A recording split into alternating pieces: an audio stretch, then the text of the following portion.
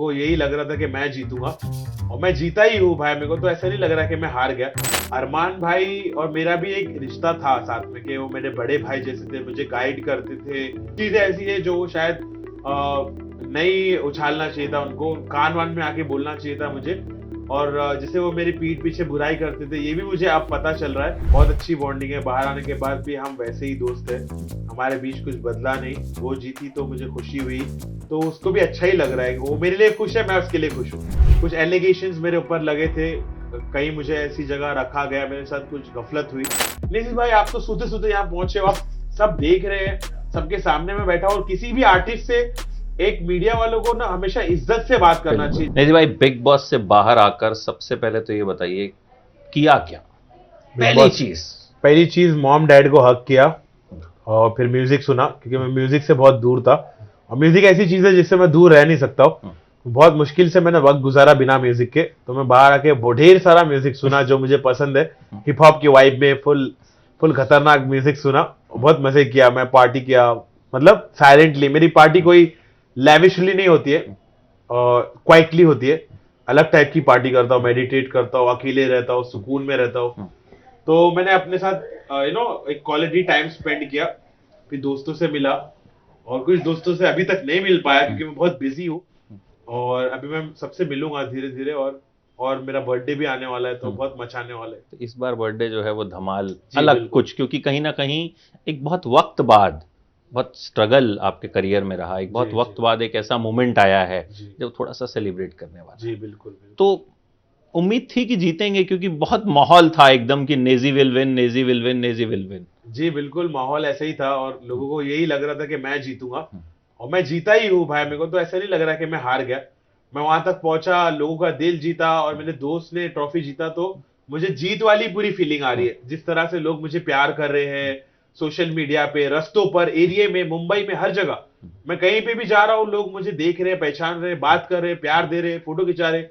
तो मुझे प्यार तो बहुत मिला भाई, अनएक्सपेक्टेड था ये। मतलब इतना सारा प्यार मैं एक्सपेक्ट भी नहीं कर रहा था, लेकिन अब जब मुझे इतना प्यार मिल रहा है तो इसको मैं पॉजिटिवली ले रहा हूँ और I will work hard towards it. और मैं कुछ हार्ड वर्क करके कुछ अच्छा कंटेंट लोगों को दूंगा और उनकी यादों में इसी तरह रहूंगा। उनके दिल में तो मैंने जगह बना ली है, बस इसको बरकरार रखना है। किसी से कोई खटास घर में बाहर आने के बाद? बिल्कुल नहीं जी, मैं वैसे वैसे टाइप का व्यक्ति हुई नहीं कि मैं खटास पालू या मेरे अंदर अनबन भी हुई जिनसे उन लोग ने भी मुझे रिस्पेक्ट दिया और प्यार दिया, तो मैं क्यों किसी से खटास पालू। तो मेरा सबके साथ पॉजिटिव ही रिश्ता रहा है और मैं उसी को कंटिन्यू करना चाहूंगा। मुझे तो याद है, मैंने अरमान से पूछा था, Arman is a very dear friend, तो मैंने पूछा, मैंने कहा भाई कौन जीतना चाहिए? कृतिका टॉप 5 में थी, लेकिन अरमान ने मुझे बोला भाई नेजी भाई अच्छा। जीतना। बिल्कुल, मेरा वॉइस नोट है उनका, हाँ। कहले भाई नेजी भाई जीतने चाहिए। अच्छा। तो उन्होंने, मतलब उनकी वाइफ टॉप 5 में थी, लेकिन उसके बावजूद भी ही सेड कि, वाओ। तो उनके साथ कैसा बॉन्ड अब है? बात हुई हम लोग का तो अंदर बहुत यूनिक बॉन्ड था, उस पर किसी का ध्यान नहीं गया। अब आप जब बोल रहे हो तो मैं आपको बताऊं कि हाँ, अरमान भाई और मेरा भी एक रिश्ता था साथ में कि वो मेरे बड़े भाई जैसे थे, मुझे गाइड करते थे और मुझे अच्छी चीज सिखाते थे। तो मुझे कुछ सीखने मिला उनके साथ, उनके माहौल में रह के।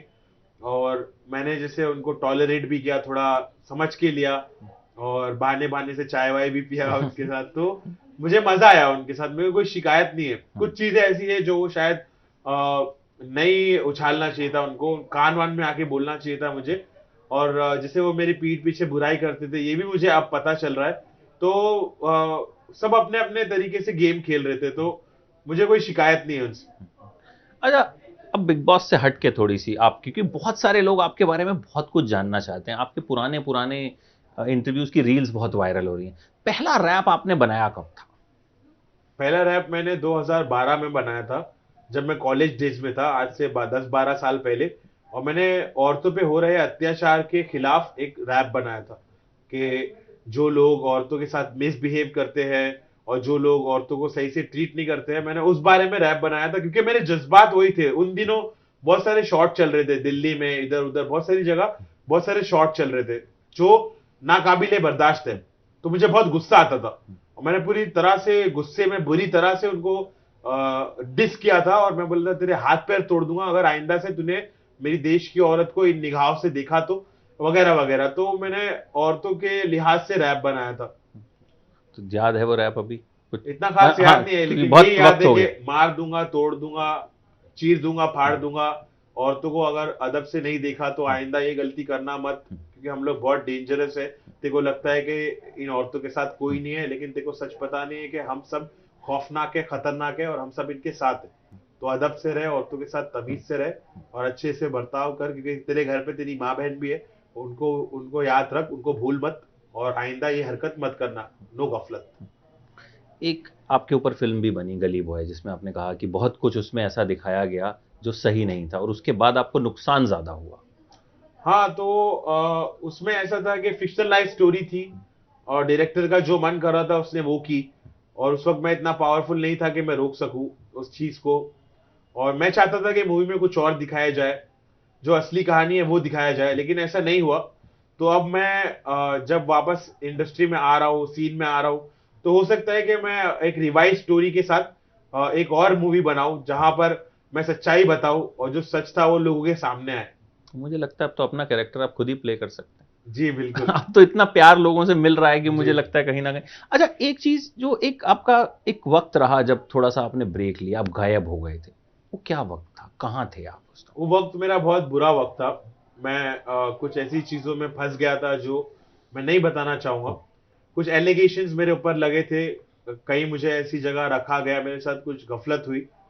तो वो सब चीजों को मैं भूल चुका हूँ, अभी मैं बहुत पॉजिटिव चल रहा हूँ अल्हम्दुलिल्लाह। इतना प्यार मिल रहा है ना कि मुझे पीछे पलट के देखने की जरूरत ही नहीं है। और वो डार्क फेस था मेरा, सबके लाइफ में कुछ ना कुछ ऐसा होता है, बिल्कुल। और ऊपर वाले की मर्जी थी। और अब मैं इतना पॉजिटिव हूँ, अब मैं इतना आगे बढ़ रहा हूँ कि मैं नहीं चाहता हूँ कि पीछे पलट के देखूं। अच्छा, आपने जब सोचा कि म्यूजिक में मुझे करियर बनाना है, वो कौन सी उम्र थी, कब ख्याल आया था कि म्यूजिक ही मेरी कॉलिंग है? जी, मुझे कुछ पता नहीं था मैं क्या कर रहा हूँ, मैं बस करते जा रहा था, जो मेरा पैशन था वो मैंने किया। और बहुत सालों बाद मुझे समझा कि शायद म्यूजिक ही मेरी कॉलिंग है। तो जब तक मैं कर रहा था वो सिर्फ मेरा शौक था, मैं शौक के लिए रैप करता, मेरा जॉब नहीं था, मैं प्रोफेशनल तरीके से उसको नहीं समझता था। मैं तो उसको बस अपनी कला समझता था, मेरा शौक है, मैं इसको कर रहा हूँ, उससे मैं पैसे बनाऊंगा ये मैंने नहीं सोचा था। लेकिन लेटर इन माय करियर मुझे रियलाइज हुआ कि मैं इससे पैसे भी बना सकता हूँ। तो अब मैं फुल फ्लेजेडली करना चाहता हूँ इस चीज को। सना के साथ किस तरह की बॉन्डिंग है बाहर आने के बाद? बहुत अच्छी बॉन्डिंग है, बाहर आने के बाद भी हम वैसे ही दोस्त है।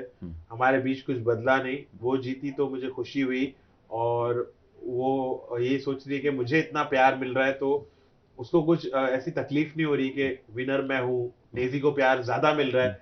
तो उसको भी अच्छा ही लग रहा है, वो मेरे लिए खुश है, मैं उसके लिए खुश हूँ।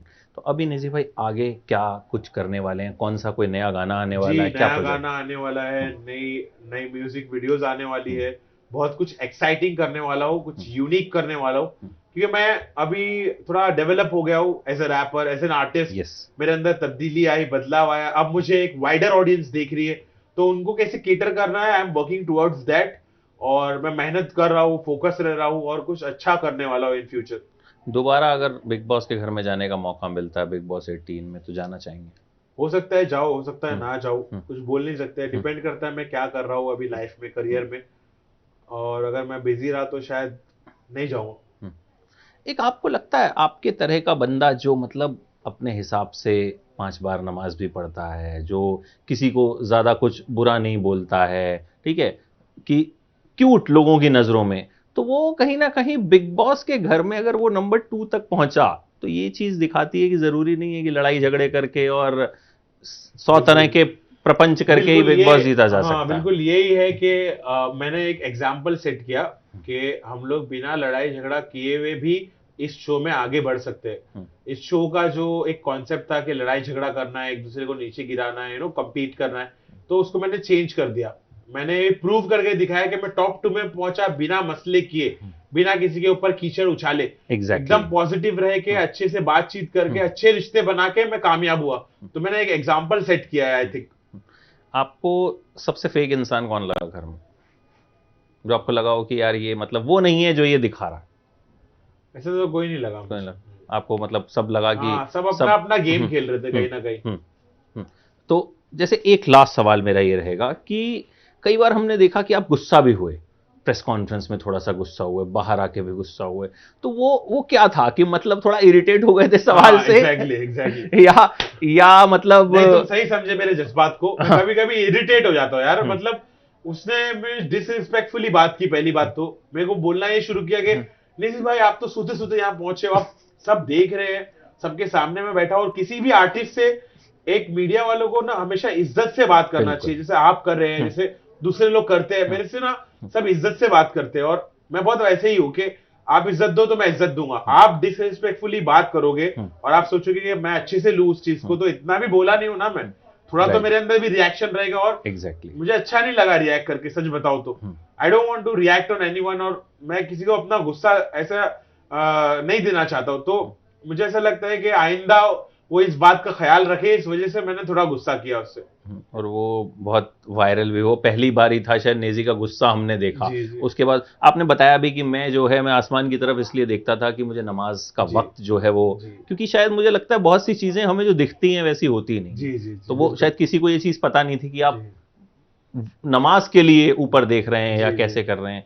तो थैंक यू सो मच नेजी, you are sweetest person I have met, one of the sweetest person. Just be like this, ऐसे ही रहिएगा। ढेर सारा प्यार आपको, आपकी फैमिली को सलाम, एबीपी न्यूज़ को बचाते रहो, पब्लिक नेजी दबा in the house. Thank you so much. For exclusive and insightful videos, subscribe to our new channel ABP Live Premium.